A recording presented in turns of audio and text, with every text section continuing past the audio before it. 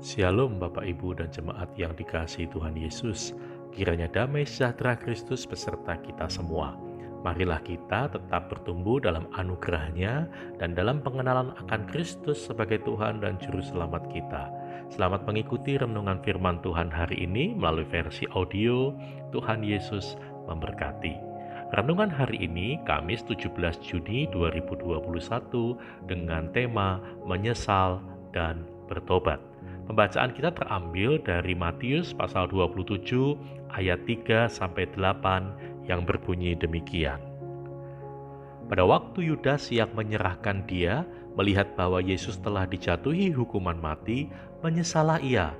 Lalu ia mengembalikan uang yang 30 perak itu kepada imam-imam kepala dan tua-tua dan berkata, "Aku telah berdosa karena menyerahkan darah orang yang tak bersalah." Tetapi jawab mereka, "Apa urusan kami dengan itu? Itu urusanmu sendiri."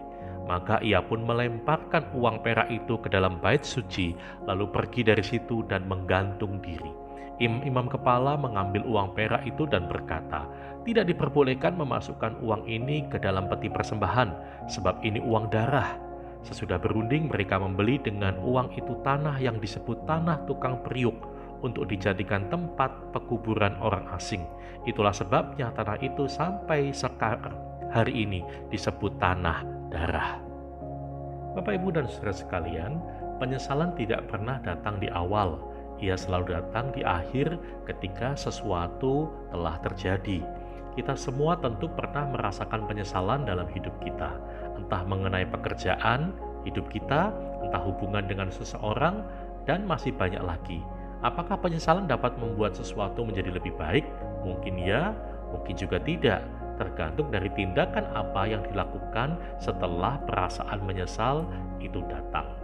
Yudas Iskariot bagi orang Kristen adalah tokoh antagonis, tokoh yang tidak disukai. Hal tersebut karena dia adalah murid Yesus yang mengkhianatinya dengan menjual sang guru kepada para imam-imam dan tua-tua bangsa Yahudi dengan harga 30 keping perak. Ia menjual Tuhannya demi memenuhi keinginan nafsu duniawinya. Namun ada yang menarik dari kisah Yudas ini. Setelah ia melihat gurunya ditangkap dan dijatuhi hukuman mati, ternyata Yudas menyesal. Dalam penyesalan ia mengembalikan hakal dama atau uang darah yang diterimanya. Sayangnya hanya sampai di situ penyesalan Yudas ini tidak diteruskan dengan pertobatan, melainkan dengan menggantung diri sampai mati. Menyesal pada dasarnya baik. Menyesal berarti mengakui kesalahan kita.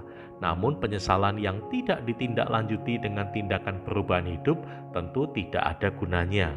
Apalagi jika penyesalan disertai keputusasaan, malah dapat berakibat buruk bagi hidup kita. Apabila kita melakukan kesalahan, menyesal saja tidaklah cukup. Bertobatlah. Bertobat artinya mengubah diri dan arah hidup dari berbuat kesalahan menjadi melakukan hal yang benar. Apa bedanya pengkhianatan Yudas Iskariot dengan penyangkalan yang dilakukan oleh Simon Petrus? Mungkin akhir hidup Yudas Iskariot akan berbeda jika dia memilih langkah seperti Petrus, menyesal dan kemudian bertobat dari kesalahannya. Sebagaimana Tuhan Yesus menerima pertobatan Simon Petrus, seandainya Yudas melakukan hal yang sama, pasti Tuhan menerimanya dengan penuh kasih. Pertobatan adalah pengakuan bersalah disertai dengan komitmen untuk tidak mengulanginya lagi. Penyesalan tanpa pertobatan hanyalah kesia-siaan belaka. Amin.